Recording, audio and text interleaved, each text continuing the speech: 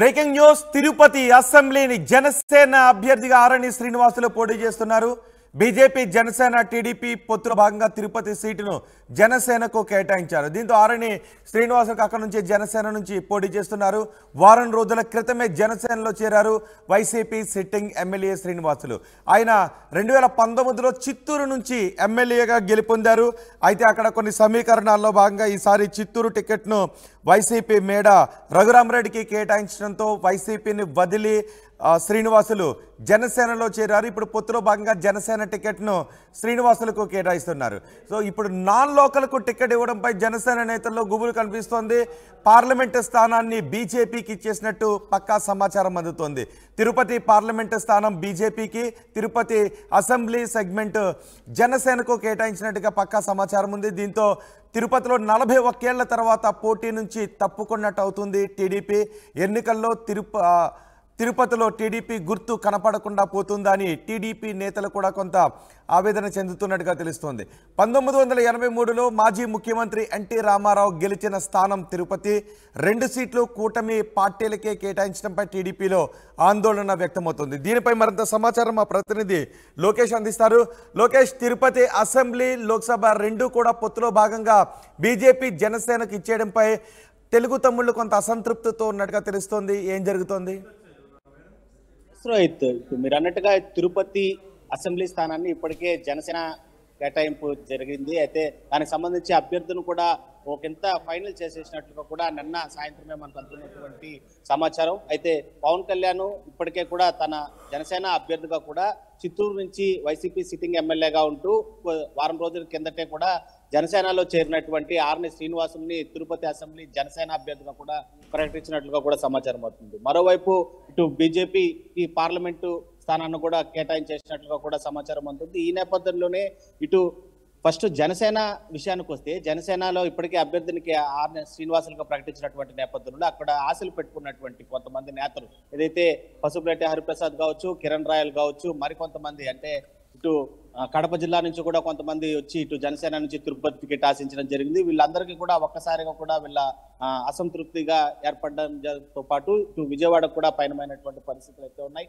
Non local గా ఉండేటువంటి ఆర్ని శ్రీనివాసులు అంటే అతను ఎక్కడో చిత్తూరు వాసిని తీసుకొని వచ్చి తిరుపతిలో పోటీకి నిల్చోబెట్టాల్సినటువంటి అవసరం ఏమొచ్చింది. తాము ఇక్కడ తిరుపతిలో జనసేన పార్టీ బలోపేతం కోసం మొదటి నుంచి కృషి చేస్తున్నటువంటి నేతల్ని కాదని చెప్పి ఒక నాన్ లోకల్ కి తమ సపోర్ట్ ఇవ్వాలని చెప్పి నాయకుడు కోరడం ఇది ఎంతవరకు సమంజసం అనేటువంటి ప్రశ్నలను నేరుగా అధినాయకుడిని అడగడానికే వాళ్ళందరూ కూడా చలో విజయవాడ పయనమైనటువంటి పరిస్థితి ఉంది. మరోవైపు టీడీపీ నేతల్లో కూడా ఒకంత ఆందోళనకరమైనటువంటి విషయంగానే చెప్పాలి ఇది. ఎందుకంటే అసెంబ్లీ సెగ్మెంట్ కావచ్చు, ఇటు పార్లమెంట్ సెగ్మెంట్ కావచ్చు, రెండింటిని కూడా పొత్తుల్లో భాగంగా ఉండేటువంటి జనసేన బీజేపీలకు కేటాయిస్తే తిరుపతికి ఉండేటువంటి ఆధ్యాత్మిక చరిత్రలో టీడీపీ కనుమరుగైపోతుందా అనేటువంటి ఒక ప్రశ్నార్థకమే కాకుండా ఇంతవరకు కూడా ఆశలు పెట్టుకున్నటువంటి తామందరి కూడా అడియాసలు అయిపోయాయనేటువంటి పరిస్థితులు కూడా టీడీపీ నేతల్లో బాగా అసంతృప్తిని తెచ్చేటువంటి పరిస్థితులు అయితే ఉన్నాయి. దాదాపు 1983 సంవత్సరంలో ఎన్టీఆర్ మీరు అన్నట్లుగా కూడా ఇక్కడి నుంచి పోటీ చేసి ముఖ్యమంత్రిగా గెలుపొందినటువంటి పరిస్థితి, అంటే ఎమ్మెల్యేగా తర్వాత ముఖ్యమంత్రి అయినటువంటి పరిస్థితుల నేపథ్యంలోనే అంతటి చరిత్ర కలిగినటువంటి తిరుపతి సెగ్మెంట్ అంటే ఇటు ప్రజారాజ్యం పార్టీ నుంచి తీసుకున్నా కూడా 2009లో చిరంజీవి కూడా ఇక్కడ విజయం సాధించినటువంటి పరిస్థితి. బలిజులు కూడా ఎక్కువగా ఉండేటువంటి ఈ ప్రాంతంలో మొదటి నుంచి కూడా అంటే గతంలో ఏదైతే సుగుణమ్మ ఇక్కడ ప్రాతినిధ్యం వహించింది, ఎమ్మెల్యేగా గెలుపొందినటువంటి పరిస్థితి. ఈ నేపథ్యంలో ఆమె కూడా అదే సామాజిక వర్గానికి చెందినటువంటి నేత. మరోవైపు ఓకా విజయ్ కుమార్ అంటూ కూడా గతంలో అనేక ఐవీఆర్ కాల్స్ అతని పైన, అదేవిధంగా జేపీ శ్రీనివాస్ అనేటువంటి వ్యక్తి పైన, ఇలా పలువురు పైన కూడా ఐవీఆర్ కాల్స్ సర్వేను కూడా టీడీపీ నిర్వహించినటువంటి పరిస్థితి ఉంది. అయితే వాళ్ళెవరిని కాదని అనూహ్యంగా జనసేనకి ఈ సీట్ కేటాయింపు చేసేయడం. పొత్తులో భాగంగా టీడీపీ జనసేనకు అక్కడ నుంచి అసెంబ్లీ లోక్సభ సెగ్మెంట్లు ఇచ్చారు. కానీ ఇప్పుడు లోకల్ నాన్ లోకల్ అనే ఇష్యూ వస్తుంది.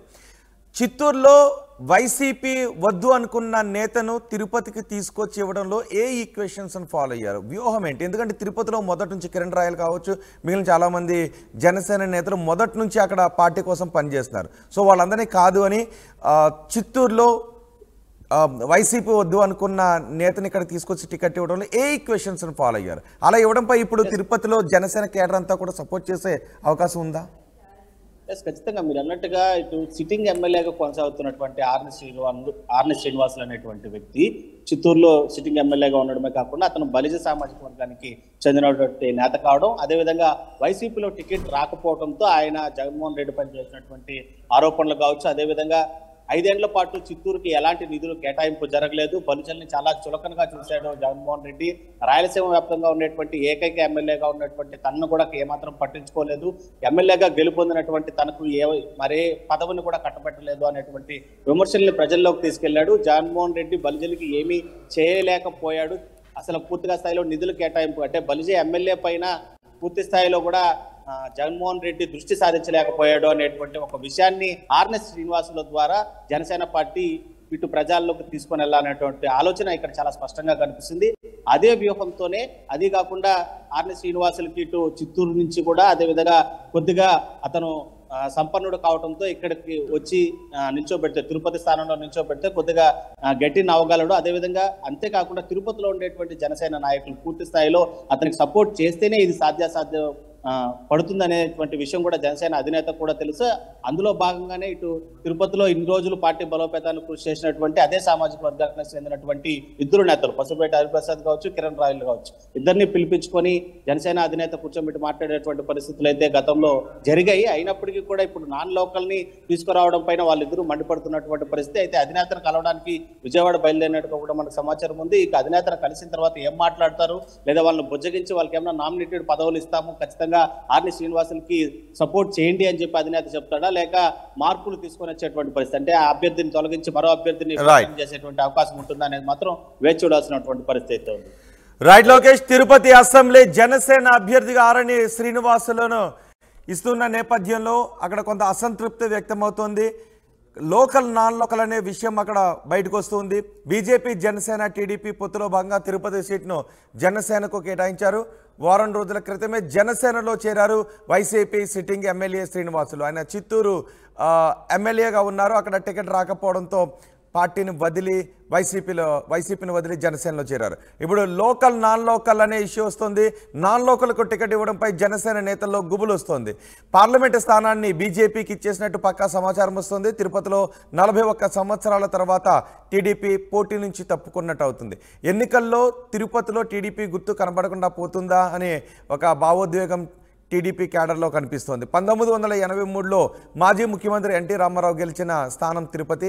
2 సీట్లు కూడా లోక్సభ, అసెంబ్లీ 2 సీట్లు కూడా కూటమి మిత్ర పార్టీలకు కేటాయించడంపై టీడీపీ కేడర్లో కొంత ఆందోళన వ్యక్తమవుతుంది. అలాగే జనసేన కేడర్లో కూడా మొదటి నుంచి పోరాటాలు చేశాం, జైలుకి వెళ్ళాం, కేసులను భరించాం, కానీ ఇప్పుడు నాన్ లోకల్కి టికెట్ని కేటాయించారు, మొదటి నుంచి అక్కడ పనిచేస్తున్న వాళ్ళకి కాదు అనే ఒక అసంతృప్తి కూడా కనిపిస్తోంది.